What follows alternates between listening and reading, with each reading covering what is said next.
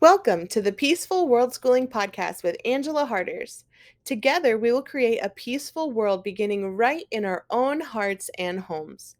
This is the very first episode of the Peaceful Worldschooling Podcast, and I am so excited to share with you a little bit more about me and my family, the purpose of this podcast, and all the ways that you can get involved with the peaceful worldschooling movement. Are you ready to begin the adventure of a lifetime? Let's dive in.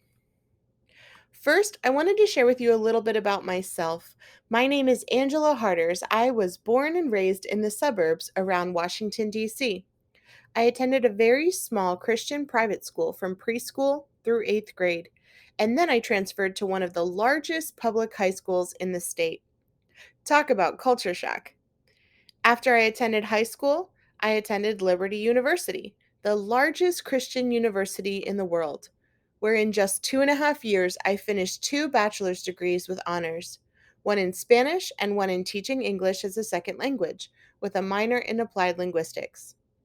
I was accepted to a teaching fellows program in Maryland, where I began my teaching career teaching Spanish at a Title I high school. But I was not just a teacher.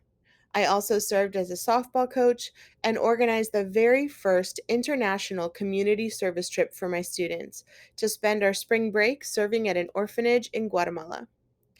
After returning to the United States, I started working on my master's degree in bilingual education. I transferred from teaching Spanish to English-speaking students in a high school to teaching English to Spanish-speaking students in an elementary school. Once again, culture shock. I finished my master's degree with a 4.0, and shortly after, I became a mom. The long, unpaid hours that I put into teaching, coupled with the stress of being a single mom, left me feeling like I was spending more time investing in other people's children than my own. So I decided to quit teaching, move to Georgia, and help care for a family of 4 whose mother had suddenly passed away. While I did not make as much money nannying as I did teaching, the experience for me was absolutely priceless. I loved being able to make a positive difference for those children while also being able to spend time with my own daughter. 3 years later, I got married and moved back to the DC area with my daughter, where I once again applied to work for the public school system. I had no intentions of ever returning to teaching, so I applied to work as a secretary at the same high school that I graduated from. After a few months, I was promoted to the school financial specialist, and eventually I was asked to return to the classroom as a paraeducator. I loved being able to leave work at work for the first time in my life. I could fully be present at school, and then I could also be fully present at home with my 4-year-old daughter and my newborn son. As a paraeducator, I was assigned to an Algebra 2 class where I enjoyed helping special education students both in the classroom and out. But no matter how much I helped them, I felt frustrated as I watched them sleeping through some pretty amazing lessons about quadratic functions, or cheating on their homework, or skipping class for the 100th time. It all came to a head for me when I was interviewing a student who was failing my Algebra 2 class in preparation for his IEP meeting. He was about 16 years old, and I had to ask him about his work experience in preparation for his career planning. He told me that he had never had a job before, so I probed him a little bit more. Have you ever done anything to make money before? Maybe babysitting, wash cars, mow the grass, or shovel snow? He thought for a second and said, "Well, actually, yes. I make money by making videos on YouTube. Does that count?" "Really?" I asked him. "That's cool. What do you make YouTube videos about?" For the first time in the whole interview, he smiled. "I play video games." I'm sure he probably noticed my absolutely confused face, so he continued. "I play video games and live stream it on YouTube, and then other people watch me play. Then YouTube pays me for however many views I get." I was still confused. "Just out of curiosity, how much money are you able to make doing that?" 3 to 4,000, he said. My eyes got wide. "Wow, You made $3,000 to $4,000 last year playing video games on YouTube? He chuckled. No, I make 3 to 4,000 a month playing video games on YouTube. My jaw dropped to the floor. This 16-year-old was making more money than I was by simply playing video games on YouTube in his spare time. And yet he felt like a complete failure because he could not pass Algebra 2. I asked him more about his passion for YouTube videos, and it was as if I had met a kid that I had never met before. And even though I had interacted with him every single day over the last 7 months, it was as if I had met him for the first time. He sat up straight and tall. He was smiling and laughing. His passion and his joy was contagious. And as he returned to class, I couldn't help but think, why in the world are we doing this? Why are we forcing kids to invest so many hours and days and months and years of their lives into learning things that have no practical value for them in their real life? I mean, when was the last time that you needed to graph a quadratic function? Around this time, my daughter also began to go to our local public pre-K program. She would come home every single day crying, saying that her teacher would yell at her, the other kids would bully her, and she never wanted to go back. One day she got off the bus and told me that her wrist was hurting because her teacher grabbed her by the wrist and dragged her to timeout. As a gentle parenting family, we did not believe in yelling at one another and definitely not using punishments like timeout. So I decided that day, no matter what, I was going to find a way to homeschool her, and she would never be going back. Around that same time, I started reading the book Dumbing Us Down by John Taylor Gatto. I'll put a link below in the description. His book was like a punch in the gut for me. I felt as though I could have written every single page myself. He wrote about the 7 lessons that every school teacher teaches: confusion, class position, indifference, emotional dependence, intellectual dependence, provisional self-esteem, and one can never hide. I became disheartened and discouraged knowing that I was guilty of teaching my students those same 7 lessons. I know that those 7 lessons would cause my students great harm, but I couldn't see any other way because those 7 lessons were the foundation, the very identity of what school meant. At the same time, I also started reading How Children Learn by John Holt. I became fascinated with natural learning, learning that was child-led and free from force or coercion. I stumbled across the term unschooling. Now, I'm not really a fan of the term unschooling because I believe that it communicates more about what we are not doing, namely school, rather than what we are doing, which is learning through life and experiencing the wonderful world around us. I wanted to come with a term that would encompass my heart as a gentle parent with my desire to view all of life as learning. And so I came up with the term peaceful world schooling. It became clear to me that creating a peaceful world is not something that I can expect others to do for me, but something instead that I must do for myself, beginning right in my own heart and home. First, I realized that I must have peace within myself. As someone who has suffered with anxiety and depression, peace was something that I longed for, but never dreamed that I could actually have. Next, I realized that if I can learn to be at peace with myself, then that peace will flow to those around me like a quiet and gentle stream. I was committed to cultivating peace in my home. And then, as we invite others from outside into our home, we invite them into our world of peace. And as I send my children out into the world, they carry with them a heart and a home that is at peace. World schooling. Many people think that in order to be a world schooler, you must travel year-round, but that's not true, although that would be pretty awesome. A world schooler is someone who views the world as the best classroom, and the people and the places in it as their greatest teachers. There is something valuable to be learned from everything and everyone in this world. So I decided to give this homeschooling, unschooling, world schooling thing a try. Originally, when I first thought about homeschooling, I planned to do a more traditional style of homeschooling. I made a color coordinated schedule for each day, 30 minutes of math, 30 minutes of social studies, 30 minutes of reading, 10 minutes of recess. Our homeschooling schedule looked very similar to the schedule that I implemented with my elementary school students in the public school. But the more that I learned about unschooling and world schooling, the more I became intrigued. I thought to myself, my daughter is starting kindergarten. Would it hurt if I do a little experiment and give this unschooling thing a try?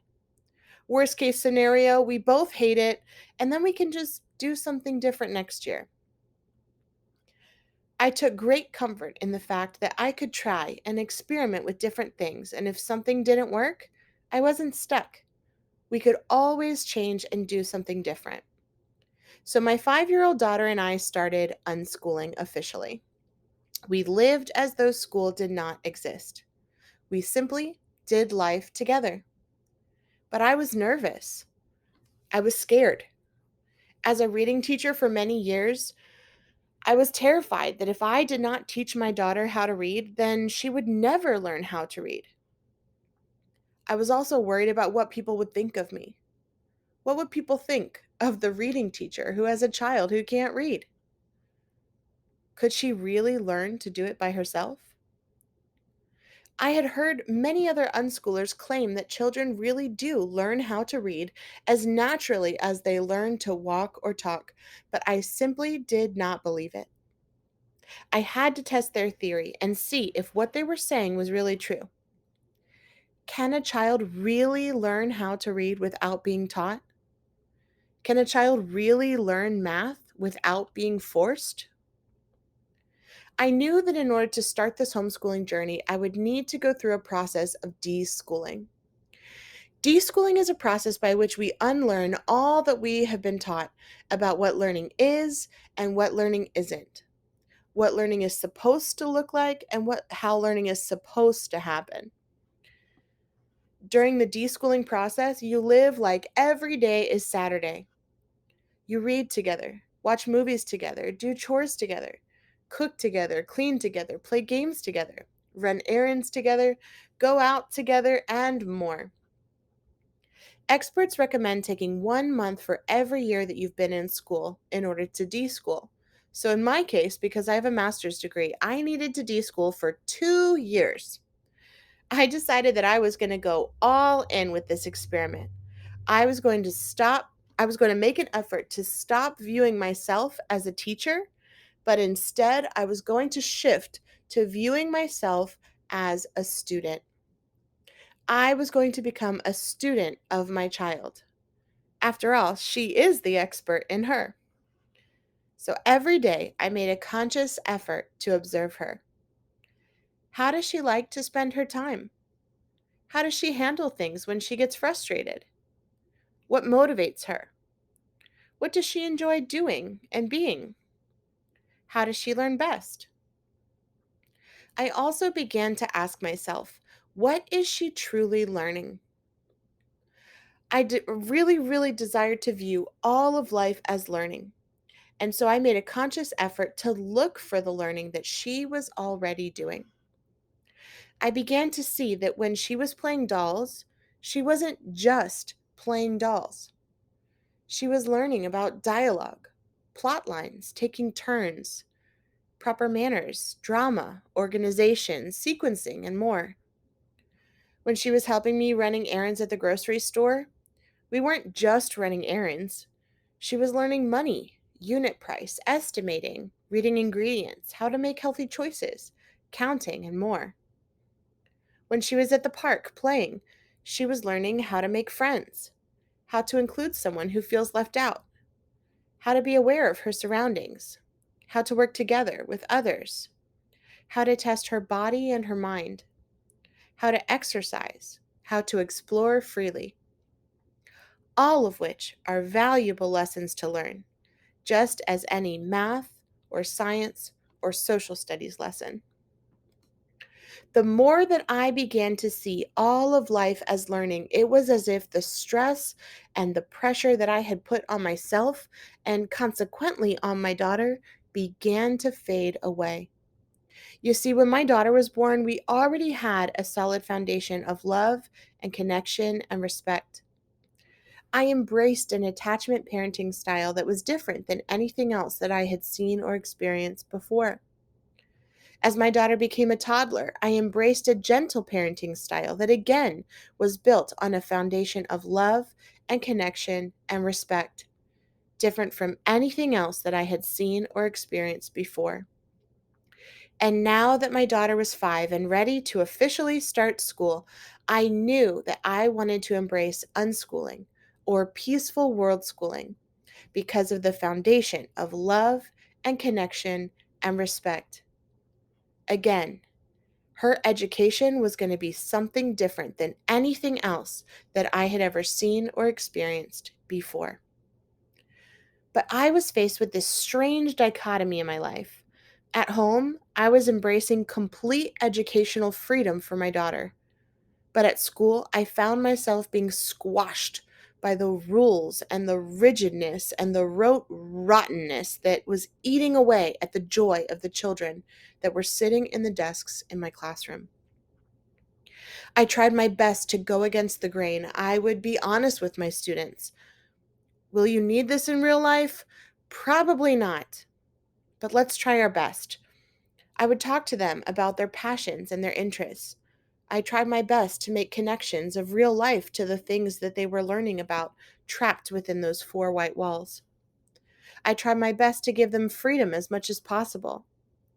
I didn't humiliate them by writing their names on the board for bad behavior as I had in the past. I didn't make them ask for permission to go to the bathroom like a prisoner.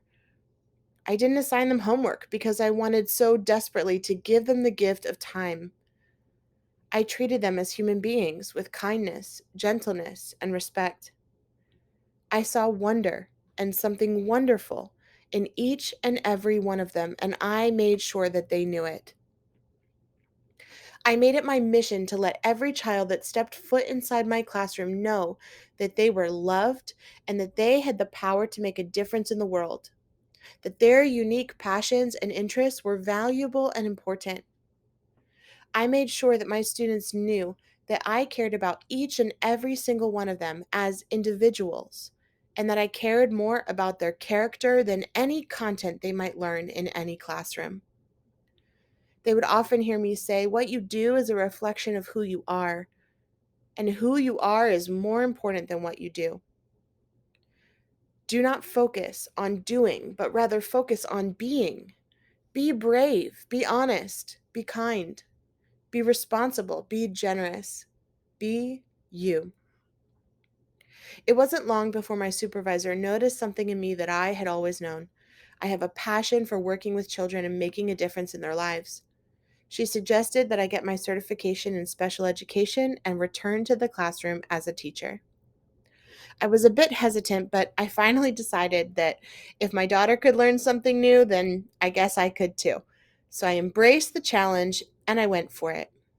But then, surprise, COVID hit. I found myself trying out how to figure out how to do all these new things as a special education teacher for the very first time, while also trying to figure out how to teach online, how to use Zoom, how to create online courses, how to make a difference for high schoolers, even though I would never see their face. And while it was definitely not easy, I was thankful because COVID gave me the opportunity to teach virtually and spend more time with my children. In a weird way, COVID was kind of an answer to my prayers.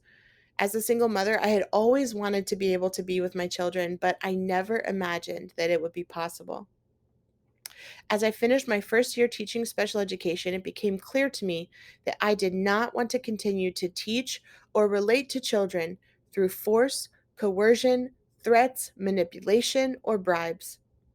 I wanted my students to experience what my daughter had: educational freedom. But I watched in horror as more and more freedom was being taken away, not just from them, but also from me as a teacher. School began to feel more like a prison. Everywhere I turned, I saw evidence of illogical and unnecessary control and manipulation. One-way hallways became the norm. I stared at my students with face masks on their faces. Their eyes seemed dark and empty. The apathy continued to grow exponentially. Who even cares? There was no love of learning. There was no passion for life. There was no curiosity. School had killed it all. And it was starting to kill me too. A few weeks ago, we started a brand new school year filled with more force and control and coercion and threats and manipulation, and I just could not take it anymore. I went into school on the first day for teachers without a mask, but instead I wore a big smile. That's how I wanted them to remember me. After 4 hours, I was sent home on administrative leave, even though my principal had a doctor's note stating that I could not wear a face covering. Now, I'm facing being terminated from my job as a public school teacher. And while I may have lost my job as a teacher, I have never been more ready to invest the rest of my life into creating something new and to helping others do the same. And that is exactly what I plan to do. That is the purpose of this podcast. I want to inspire you to create something new for yourself and for your children. I want you to begin to get connected again to your own passions and dreams and to help your children do the same. I want you to look to the future with faith and not fear. I want you to take a chance at a life you never imagined could be possible. I want you and your children to be free because you are. And I want to invite you to join me on the adventure of a lifetime as Peaceful World Schoolers. Together, we will cultivate a peaceful world, beginning in our own hearts and homes. Together, we will learn and live in love. And together, we will stand for faith and freedom. Please subscribe to my podcast as well as my YouTube channel so that you will not miss a single episode. If you would like to be a guest on my podcast, I will put a link below in the description where you can share with me a little bit more about yourself and about your journey. It does not matter if you're just starting out your journey as a Peaceful World Schooler or if you've been on this journey for years. I am so excited to learn with and from you. Make it a wonderful day, World Schoolers, and I'll see you soon.